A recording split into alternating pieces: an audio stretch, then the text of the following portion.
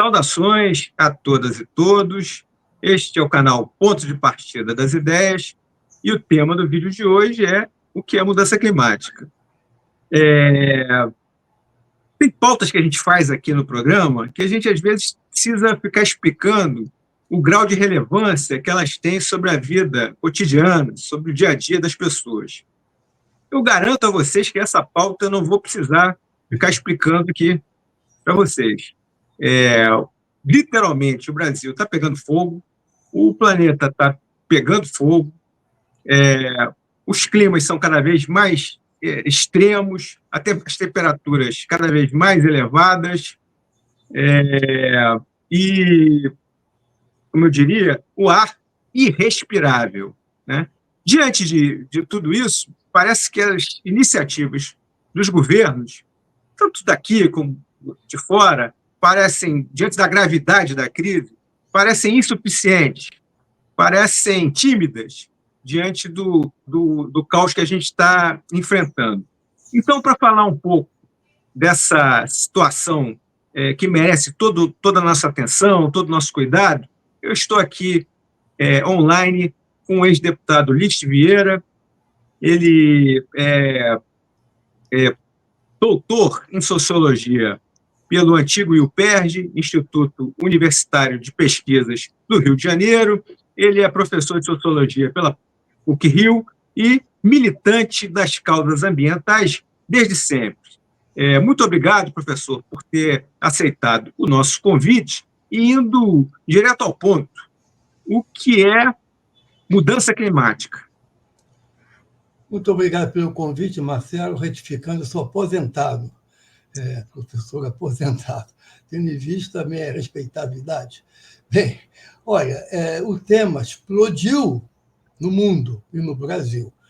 Mudança climática é o aquecimento global, é o aumento da temperatura do mundo em relação à temperatura que existia antes da Revolução Industrial, temperatura pré-industrial. Pela Conferência de Paris, que foi realizada em 2015, o máximo possível tolerável seria 1,5 graus centígrados a mais do que havia antes da Revolução Industrial. Mas já atingimos esse ano esse patamar e tudo indica que iremos a 2 graus, segundo os cientistas, iremos até mesmo a 2,5 ou 3 graus centígrados de aquecimento global. Isso significa produção de eventos climáticos extremos. No Brasil, tivemos esse ano as enchentes, as inundações no Rio Grande do Sul e a seca na Amazônia e no Cerrado, os incêndios. Está pegando fogo, fumaça para tudo quanto é lado. Bem, então, não é preciso explicar muito os efeitos. Nós vamos trabalhar, portanto, explicando um pouco as causas. Eu gostaria de fazer um rápido histórico e contar um caso. É o seguinte, que durante décadas, a questão ambiental foi negada como inexistente. Isso não era considerado um problema político, econômico ou social. Isso era considerado algo inexistente. Nos anos 80, quando eu era deputado, eu levantei essa questão ambiental. Mas os partidos políticos, todos, de direita, de centro e de esquerda, todos negavam a questão ambiental. De direita, porque eles defendem a produção econômica capitalista, produtivista, visando a lucro, e não estavam preocupados com o impacto ambiental da produção. E a esquerda, porque, de repente, não estava no catecismo, né, do que eram os grandes livros dos mestres do socialismo. Marx, mas não só o Marx, havia alguns outros. E do lado dos liberais também, o grande guru dos liberais, que é o Adam Smith, no século XIX, tampouco tocou na questão ambiental. Isso não estava no horizonte do século XIX. Então, para ele, o mercado é resolver tudo, o mercado é uma mão invisível que resolve tudo, distribui tudo, todo mundo fica feliz, todo mundo fica feliz da vida. Bom, esse mito hoje é evidente que não engana mais ninguém, a não ser aqueles que estão ganhando muito dinheiro com isso. Bem, então, existia esse clima. Eu, como era deputado do PT, encontrei na direção do partido pessoas que diziam frases que hoje soariam absurdas, bárbaras. Por exemplo, meio ambiente é um mito importado da Europa. No Brasil não existe questão ambiental, o que existe é questão social. No programa do partido não existe meio ambiente. Isso é uma invenção para desviar a luta de classes. Por aí, estou resumindo de cabeça algumas frases, havia muito mais. E ninguém se preocupava com isso. Então, ali, de certa forma, havia grupos ambientalistas que eram chamados pelos políticos e pela imprensa de alfacinha, bicho-grilo, ou então viado, esses temas, ou então confundir ecologia com vegetariano, ecologista era chamado de vegetariano, não tinha a menor ideia do que era a questão de equilíbrio ecológico. Enfim, a ignorância enorme que havia. Agora, não é só no Brasil, em todo o mundo. Eu, nos anos 90, eu ia membro de uma organização não governamental, ONG, ia reuniões da ONU, uma vez por ano, em geral, no mês de abril, para fazer pressão nos governos em função de uma pauta ambiental. Via ONGs de todo mundo. E aí as ONGs eram respeitadas, tinham espaço para poder trabalhar e levar suas propostas aos representantes dos governos nacionais. Bem, aí me convidaram para ir dar uma palestra na Universidade de Maryland. Maryland é do lado de Washington. Pego o metrô em Washington, chego em Maryland, é pertinho. Cheguei lá, me convidaram para almoçar. Todo mundo simpático. Aí o diretor do departamento científico estava na mesa. E na conversa surgiu a questão da mudança climática, do aquecimento global. O diretor científico da universidade disse para mim que isso não existia. Não existia aquecimento global e nem mudança climática. Aí nós estamos nos anos 90, hein? Hoje acho que não poderia mais dizer isso. Aí eu falei, mas os cientistas de todo o mundo já afirmaram que existe aquecimento global, existe a crise climática. Aí ele respondeu, metade dos cientistas do mundo afirmam que existe e metade afirma que não existe. Aí eu virei para ele e falei, bom, então, segundo os princípios do direito ambiental internacional, que é o princípio da precaução, nós devemos agir como se realmente existisse o perigo do aquecimento global. Ele virou para mim e falou, metade dos cientistas do mundo aceitam o princípio da precaução e metade não aceita. Aí eu vi que o diálogo não era possível. Ele era um negacionista ideológico, ou então por interesse, porque eu desconfiei que as indústrias de petróleo financiavam pesquisas da universidade.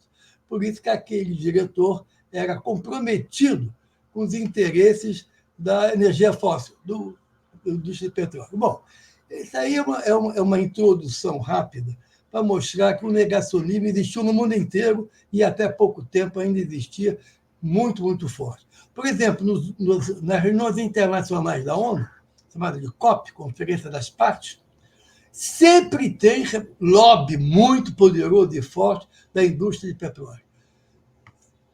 Os governos nacionais, quando mandam o seu representante, em alguns governos, metade é indicado pela indústria de petróleo. Então, o lobby é muito forte para brecar, bloquear e impedir o avanço de decisões críticas, né, ao combustível fóssil. O combustível fóssil, principalmente, é petróleo, gás e carvão. Então, vamos lá. O que é aquecimento global? Pergunta inicial, que é a mudança climática. Então, eventos climáticos extremos provocados pelo aquecimento global. E o que provoca isso? Emissão de gases de efeito estufa. Esses gases de efeito estufa são principalmente causados pelo uso de combustível fóssil, petróleo, gás, carvão, principalmente. Mas, no Brasil, o que causa, a principal causa da emissão de gases estufa que irá contribuir para o aquecimento global é o desmatamento, porque a floresta prende o gás carbônico. Quando você desmata, libera, né, o gás carbônico e gases e de efeito estufa que vão contribuir para o aquecimento global. E o Brasil é um ator importante, porque é o quarto maior poluidor do mundo, em termos de emissão per capita de gases de efeito estufa. Portanto, não é pouca coisa. É China, Estados Unidos, Rússia e Brasil. Você vê que não é pouca coisa a contribuição brasileira. Bem, então temos aí o quadro de que a mudança climática, a crise climática, ela gera eventos climáticos extremos. Aí é secas, inundações, terremotos, tempestades, maremotos. Nós temos eventos que já conhecemos alguns, e eles tendem a se repetir com muito, muito mais frequência. Nós estamos indo, eles se repetem, são 3 vezes mais frequentes e 5 vezes mais intensos. Esse cálculo foi feito pelo Brasil.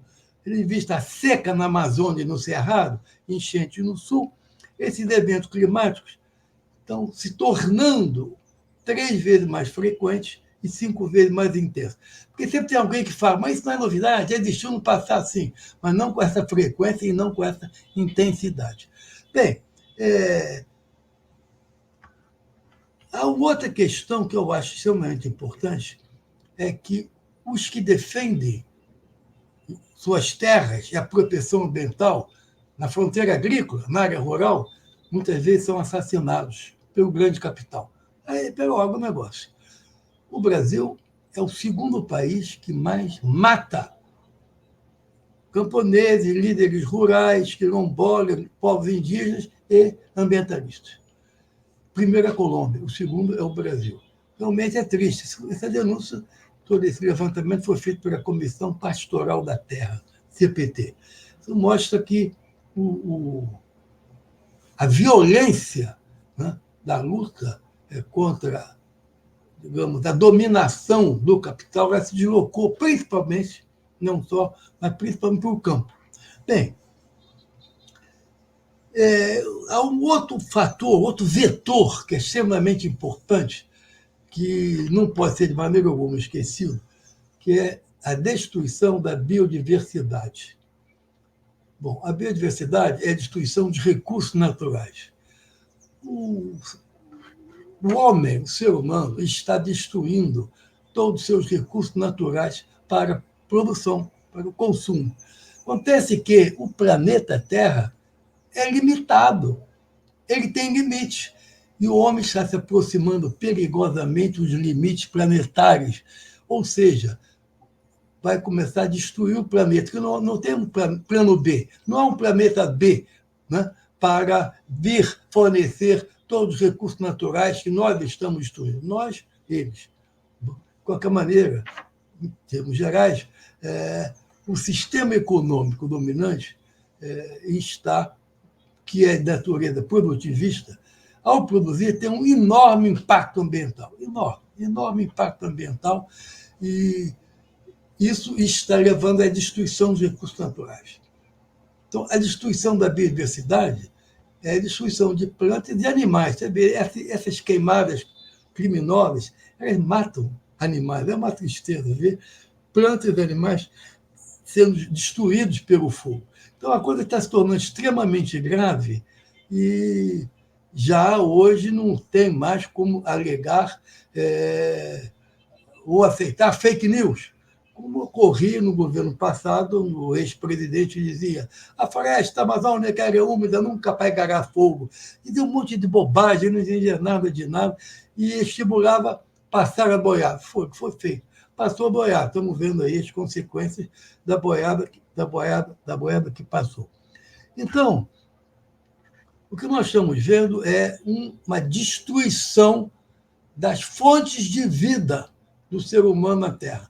Ou seja, a sobrevivência da humanidade no planeta Terra está ameaçada pela destruição da biodiversidade, da vida vegetal e animal, e pela mudanças climáticas causadas pela emissão de gases de efeito estufa. Isso coloca uma opção de problema. Primeiro, um outro modo de vida é de produção. Não é mais possível continuar com a gasolina, gás, isso vai ter que mudar para energias alternativas, porque é a vida humana que está ameaçada. Energias alternativas são energias renováveis, né? Principalmente energia eólica e solar. O Brasil está bem situado. Se investir nisso, tem bastante possibilidade de aumentar muito o investimento produtivo, né, na produção de energia solar e energia eólica. Mas, de modo geral, isso não acontece na maioria dos países. Então, nós temos um sistema, todo ele baseado ainda na produção baseado em combustíveis fósseis, que é petróleo, gás e carvão, principalmente. Isso vai levar ainda décadas para mudar. E a transição energética já é discutida em toda parte. Isso tem que ser acelerado, porque a destruição da biodiversidade e da vida humana ela será realmente desastrosa. Isso significa, olha, os eventos climáticos extremos vão impactar a agricultura, vai diminuir a produção agrícola, o que significa aumento de preço, o pobre não terá dinheiro para comer. E migração em massa. O que existe migração hoje é pouco perto do que virá em termos de migração, pessoas que vão ter que migrar para poder sobreviver. Então, os países tropicais vão ser muito mais atingidos pelas mudanças climáticas do que os países mais frios, por uma série de razões técnicas. Enfim, nós estamos diante de uma situação de extrema gravidade. No que diz respeito a mudanças climáticas e destruição da biodiversidade. Bem, eu tentei fazer aqui um rápido resumo, mas espero não ter esgotado o tempo e estou à disposição para eventuais perguntas, Marcelo. Não, professor, era exatamente isso que a gente queria, que você proporcionasse para a gente uma introdução, né? Uma introdução ao problema que a gente sabe que é muito complexo, né? E muito preocupante, né? Uma situação extremamente preocupante. Então, eu vou, conforme eu sempre faço aqui, eu queria ver se você poderia fornecer sugestões de leitura para quem quisesse se aprofundar sobre esse assunto aí, após esse seu abrangente ponto de partida. Eu indicaria os cientistas que trabalham com clima, né? Tem um até que foi chamado pelo presidente Lula para fazer uma exposição, é um físico da USP, que fez uma exposição, agora o nome dele me falha, depois eu vou lembrar, daqui a pouco eu lembro o nome dele. Ele fez há pouco tempo uma exposição para os ministros sobre a questão climática, o perigo dos eventos climáticos extremos. E temos cientistas que escrevem, inclusive em jornal, sobre mudança climática.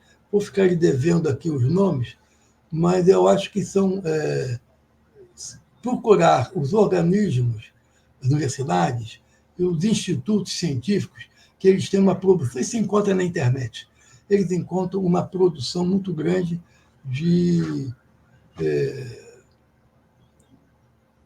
papers, né? E documentos e até de artigos jornalísticos sobre a questão climática. Bom, o físico que deu a palestra lá para o governo chama-se Paulo Artacho, é um professor de física da USP, Universidade de São Paulo, que fez essa palestra para os ministros, uma palestra cheia de dados e gráficos e tabelas, etc., mas muito boa, explicando do que se trata. Bem, existem livros sobre esse assunto, também fácil encontrar a indicação na internet. Eu próprio já tenho livros sobre meio ambiente, e vou lançar um em novembro, que é um livro chamado O Brasil na Encruzilhada, que é sobre o governo Lula, e tem metade do livro sobre a questão ambiental. Eu publiquei 2 livros sobre o governo anterior, o governo Bolsonaro.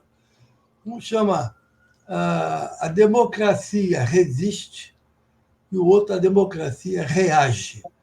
Esses 2 livros têm uma parte de análise política, não é um livro jornalístico, é um livro analítico. baseado na conjuntura, mas é um livro com enfoque analítico, mas de análise política, e a segunda parte de análise da questão ambiental. Nesses dois. E agora o terceiro livro, que eu vou lançar sobre a primeira metade do governo Lula, vai sair em novembro, também vai ser no mesmo estilo. Metade de análise política e metade de análise da questão ambiental. Eu trabalho com o meio ambiente desde os anos 80. Hoje todo mundo abaixa a cabeça e reconhece a importância disso. Mas, como eu lhe disse antes, isso nem sempre era verdade. Aliás, eu vou contar, ainda tenho tempo? Tem, pode, tranquilo. Eu vou contar uma historinha que ninguém sabe, quase que pouca gente sabe. É o seguinte, no Brasil, o grande evento do meio ambiente foi a Conferência da ONU sobre Meio Ambiente e Desenvolvimento, chamada Conferência Rio 92. Foi uma conferência realizada no ano de 1992 no Brasil, no Rio de Janeiro, no Rio Centro. E teve uma parte que eu reunia a sociedade civil mundial, que foi no Aterro do Flamengo, chamado Aterro do Flamengo, que é Parque do Flamengo hoje. E ali vieram mais de 3.000 organizações não governamentais de todo o mundo, e foi um grande evento. Eu fui um dos coordenadores desse Fórum Global e do Fórum Internacional de ONGs, organizações não governamentais. Mas o que eu queria contar é o seguinte, foi em 92. No ano de 1988, a ONU propôs realizar a conferência e o governo americano apoiou. Quando o governo americano apoiou o governo dos Estados Unidos, porque a União Soviética, na época, existia. A União Soviética estava muito mal na fita, não havia proteção ambiental. Eles fizeram uma rápida industrialização, né, no período stalinista, rápida industrialização, e não havia preocupação com a questão ambiental. Então, o impacto ambiental é muito grande no socialismo realmente existente. Então, o governo americano achou que interessava realizar, porque, na comparação, os Estados Unidos estavam menos ruins do que o regime capitalista, estaria menos ruim do que o regime socialista, no que diz respeito ao meio ambiente, à proteção ambiental. Bom, isso foi em 88. Ocorre que, em 1989, caiu o Muro de Berlim. E aí começou a diluir aquela diferença, muita gente da Alemanha Oriental indo para a Alemanha Ocidental. E em 1991, desmoronou a União Soviética. Acabou a União Soviética. Voltou à Rússia. E a Rússia é um país capitalista. Até hoje é um país capitalista. Não há mais da União Soviética. Então, os Estados Unidos perderam o interesse, porque agora eles é que iam ser alvo. Não iam ser mais, a União Soviética não existia mais, ninguém ia criticar uma coisa que não existia. Eles é que iam ser criticados. Eles e os países aliados, capitalistas, iam ser criticados pela falta de proteção ambiental adequada e pelo impacto ambiental da produção econômica. Aí eles tentaram pisar no freio, mas não dava mais para pisar no freio, e aí, porque isso era em 91, um ano antes da conferência. E aí o mundo inteiro, os governos nacionais mobilizados, acabou que a reunião foi realizada no Brasil, a conferência da ONU, mas eles boicotaram. O governo americano boicotou principalmente a Convenção do Clima.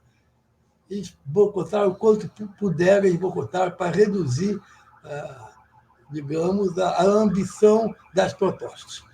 E também floresta, não houve convenção de floresta. Isso é uma coisa importantíssima, porque nós sabemos o papel das florestas para armazenar CO2, gás carbônico, e impedir o lançamento de gases de efeito estufa que vão contribuir para a mudança climática. Eles impediram, o governo americano impediu e virou protocolo de floresta.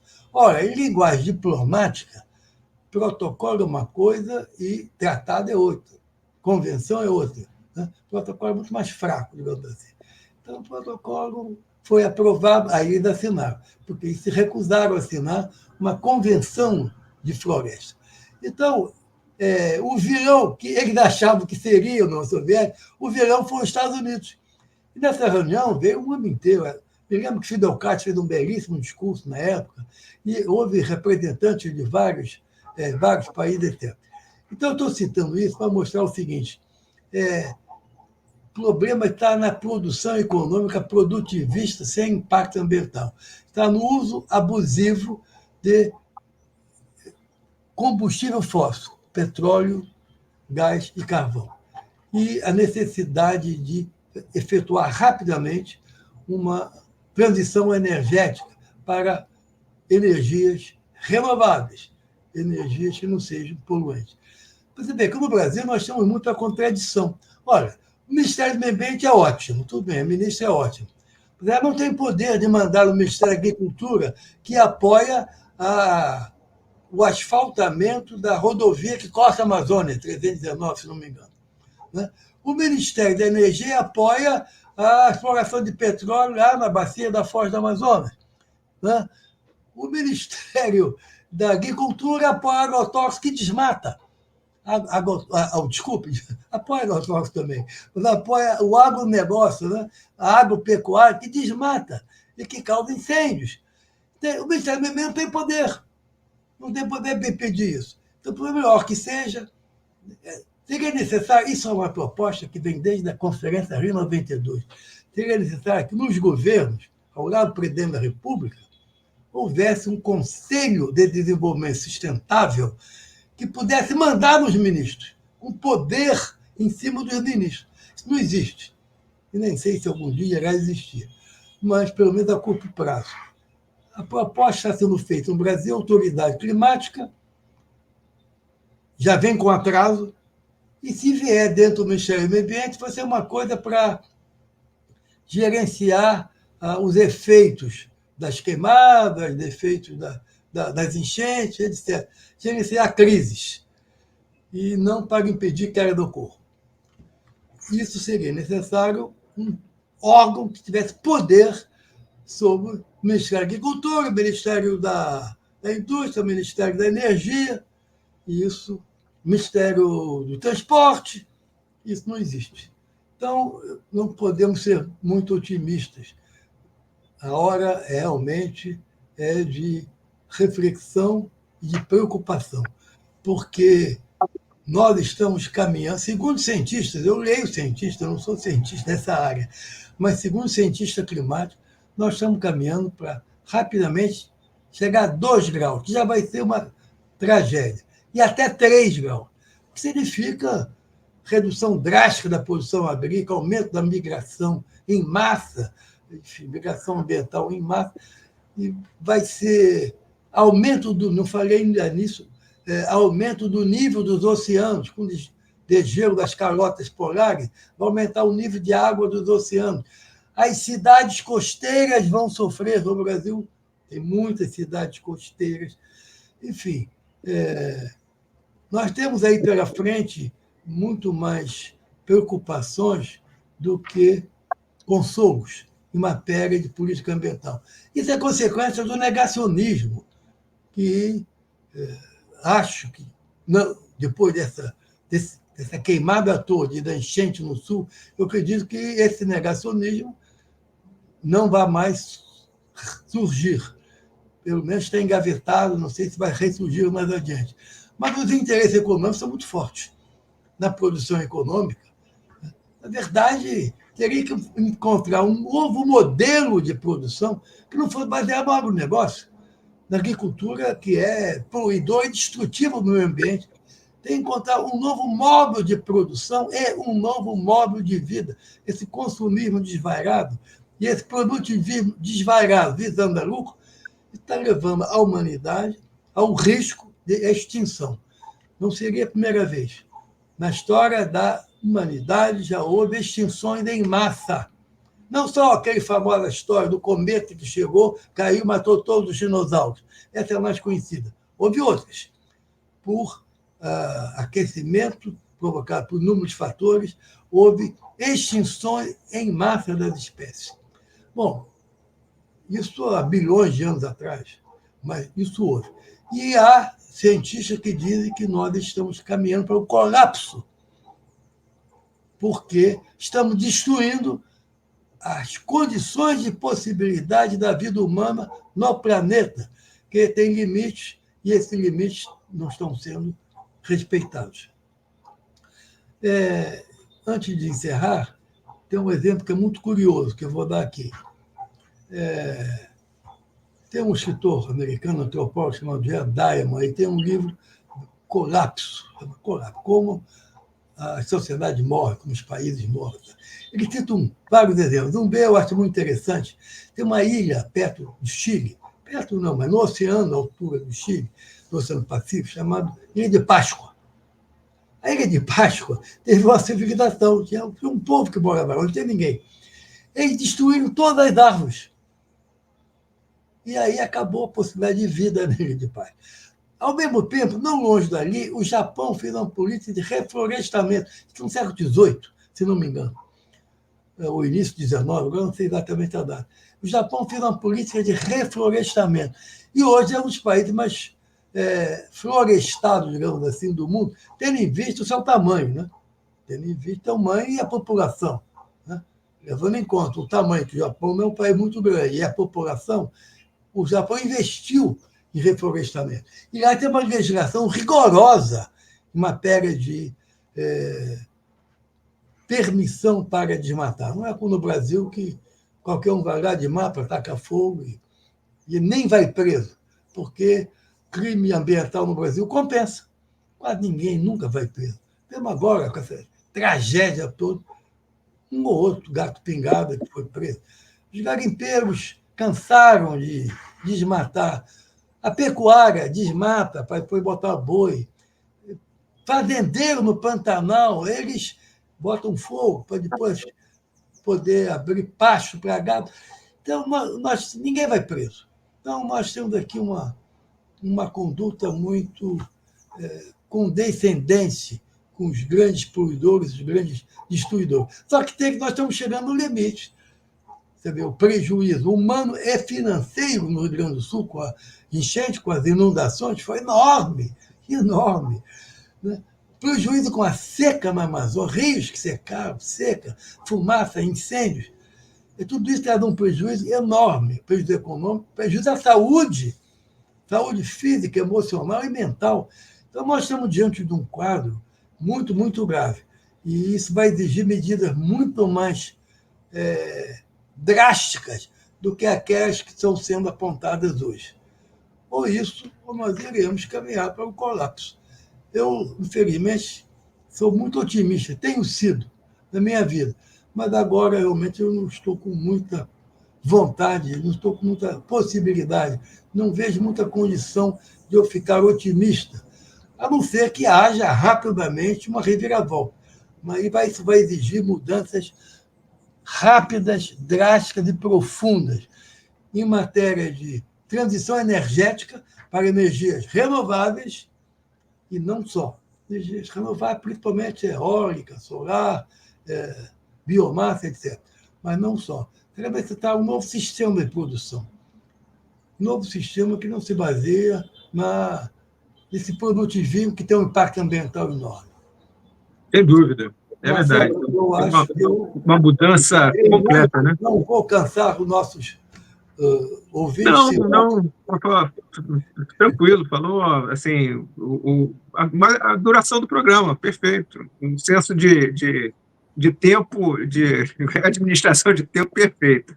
Professor, eu agradeço muito a você e depois, quando o seu livro for novo, for editado, né, a gente pode, inclusive, fazer leitura do livro e fazer uma entrevista com o senhor. Tá bom? Muito bem, obrigado pelo convite, Marcelo. Ok, então. Então, eu, como sempre faço aqui, estamos chegando ao final, eu agradeço a quem nos assiste, peço que curta, quem gostou, curta, quem curtiu, se inscreva, e quem se inscreveu, chame os amigos para nos assistir. Muito obrigado e até a próxima. Obrigado, Marcelo, pelo convite. Um abraço a todos. Até logo. Um abraço, professor.